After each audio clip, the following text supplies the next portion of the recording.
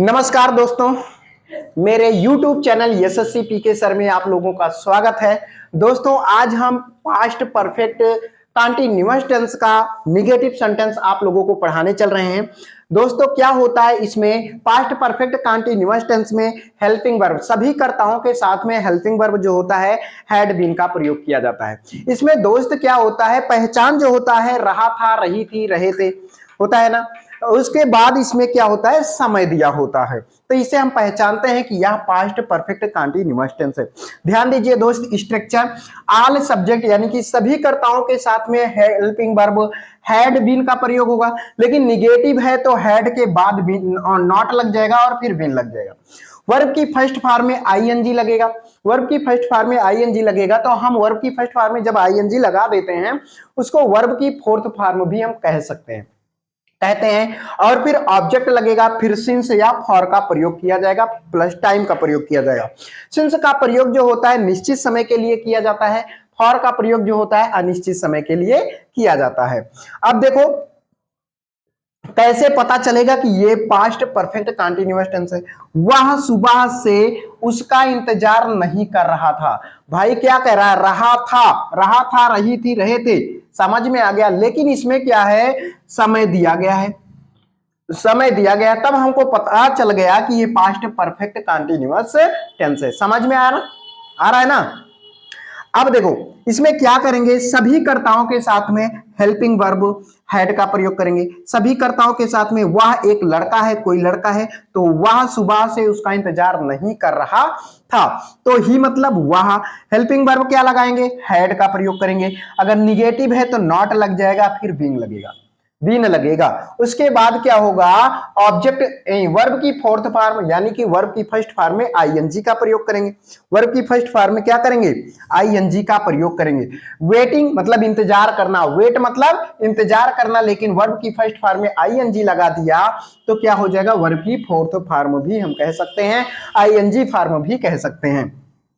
और फिर ऑब्जेक्ट क्या है, किसका इंतजार कर रहा है, वह उसका इंतजार कर रहा है। तो कोई लड़की है वह उसका इंतजार कर रहा था। समझ में आया, तो उसका इंतजार कर रहा था तो लड़की के लिए ऑब्जेक्ट क्या लग जाएगा, हर लग जाएगा। अगर कोई लड़का होता उसका इंतजार करने की बात होती तो वहां पे हिज का प्रयोग हो जाता। समझ में आ रहा है ना, हिज का प्रयोग। उसके बाद टाइम दिया गया है, देखो सिंस या फॉर का प्रयोग हम देखेंगे भाई, सिंस का प्रयोग होगा कि फॉर का प्रयोग होगा। निश्चित समय है, यदि निश्चित समय है सुबह, भाई सुबह क्या है, निश्चित ही समय है, निश्चित समय है ना सुबह, तो सुबह 6 बजे 5 बजे सुबह हो जाती है, निश्चित समय है, सुबह से उसका इंतजार कर रहा था, तो क्या हो जाएगा, निश्चित समय के लिए सिंस का प्रयोग हो जाएगा। सिंस मॉर्निंग टाइम क्या दिया गया है, मॉर्निंग की बात हो रही है, सिंस मॉर्निंग। समझ में आ रहा है कि नहीं आ रहा है, ये आ रहा है ना, क्यों नहीं देख रहे हो, ध्यान दियो इधर। अब दूसरा देखो, आप लोग बताइए, हेलो बताइए, आप बोल के बताइए, अभी मारेंगे तुम्हें, बोल के बताओ जल्दी। इसका क्या होगा, वह 2 घंटे से पत्रों को नहीं लिख रही थी, वह 2 घंटे से पत्रों को नहीं लिख रही थी, तो वह कोई लड़की है, क्या हो जाएगा, सी हैड, निगेटिव है नॉट और बीन। अब देखो लिखने का काम कर रही थी तो राइटिंग,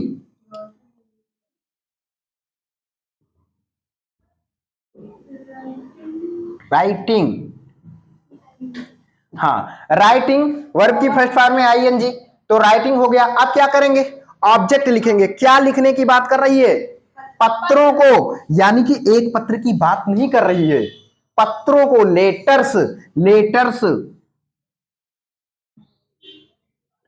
लेटर्स पत्रों को नहीं लिख रही थी। कब से, 2 घंटे से। निश्चित समय है कि अनिश्चित समय है, अनिश्चित समय है, अनिश्चित समय है तो फॉर का प्रयोग होगा, क्या होगा, फॉर का प्रयोग करेंगे। अब क्या करेंगे, अनिश्चित समय 2 आवर्स, 2 घंटे से ना, तो 2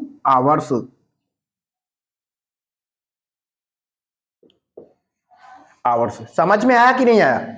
2 घंटे से इंतजार 2 घंटे से नहीं लिख रही थी।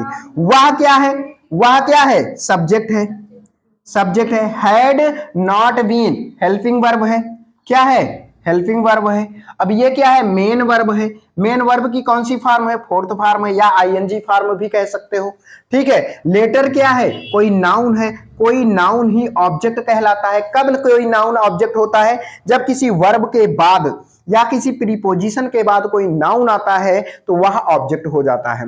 अब क्या है, फॉर, फॉर क्या है, अनिश्चित समय के लिए ही लगा है, तो 2 आवर्स 2 घंटे टाइम दे दिया गया। समझ में आया कि नहीं आया, आया, हाँ भाई, कोई दिक्कत है किसी को। अब देखो इंग्लिश में, इंग्लिश मीडियम वाले कैसे, हिंदी नहीं, जैसे कि इससे पता चला कि ये कौन सा टेंस है, हैड का प्रयोग होगा। आपको पता चल गया हैड बीन है, तो हैड बीन है तो पता चल गया कि पास्ट परफेक्ट कंटीन्यूअस टेंस है, लेकिन नेगेटिव सेंटेंस है, ठीक है। आल कर्ताओं के साथ में, सभी सब्जेक्ट के साथ में क्या होता है, हैड बीन का प्रयोग होता है। निगेटिव है तो हैड नॉट बीन का प्रयोग हो गया। वर्ब की फर्स्ट फॉर्म में आईएनजी, तो वर्ब की कौन सी फॉर्म हो गई, फोर्थ फॉर्म हो गई। पता चल गया ना। और इसमें फिर सबसे बड़ी बात है निश्चित समय, सिंस या फॉर दिया गया है तो ये पता चल जाता है कि यह पास्ट परफेक्ट कंटीन्यूअस टेंस है। सिंस लगा है तो निश्चित समय दिया गया है, 2 o'clock 2 बजे से। कह रहा है कि राम 2 बजे से खेल नहीं रहा था। राम 2 बजे से क्या है, खेल नहीं रहा था। समझ में आ रहा है, समझ में आ रहा है ना। अगर समझ में आ रहा है तो आप अगला करके बताइए, नोट कर लीजिए पहले।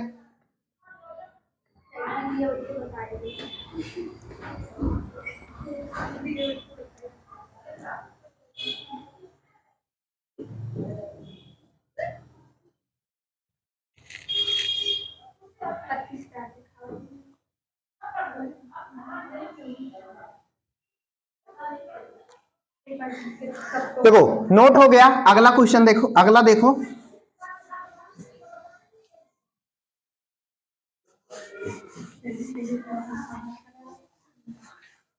अगला ध्यान दीजिए, चौथा,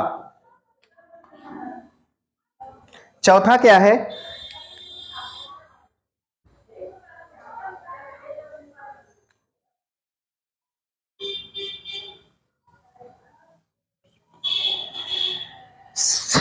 देखो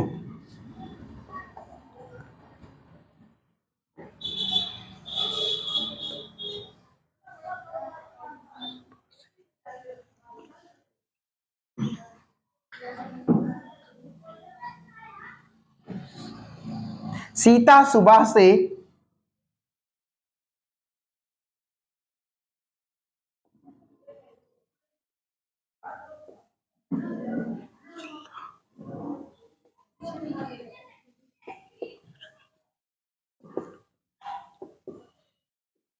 चिल्ला नहीं रही थी। सीता सुबह से चिल्ला नहीं रही थी, बताइए। Sita had not been crying, माने चिल्लाना, फॉर मॉर्निंग। अच्छा, गलत है। देखो पहली बात है सीता, क्या है, Sita, Sita, Sita had not been, had not been crying means चिल्लाना, क्राइंग मीन्स चिल्लाना।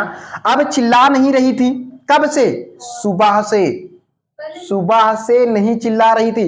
भाई चिल्लाने की बात कर रहा है, Sita had not been crying, चिल्ला नहीं रही थी। कब से नहीं चिल्ला रही थी, सुबह से नहीं चिल्ला रही थी। तो सुबह क्या है, निश्चित समय है कि अनिश्चित समय है, निश्चित समय है। तो निश्चित समय के लिए हम सिंस का प्रयोग करते हैं, सिंस मॉर्निंग, सिंस मॉर्निंग। समझ में आया, since morning, in the morning नहीं, सिंस मॉर्निंग, सुबह से चिल्ला नहीं रही थी। समझ में आया कि नहीं आया। अगला पांचवा, पांचवा,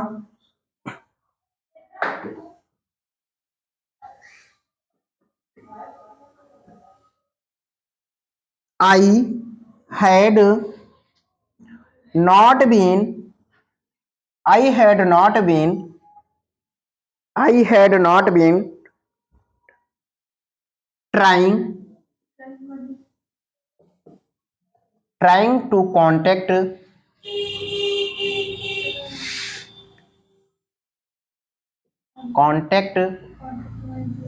trying to contact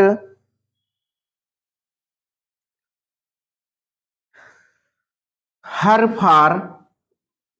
for 2 hours to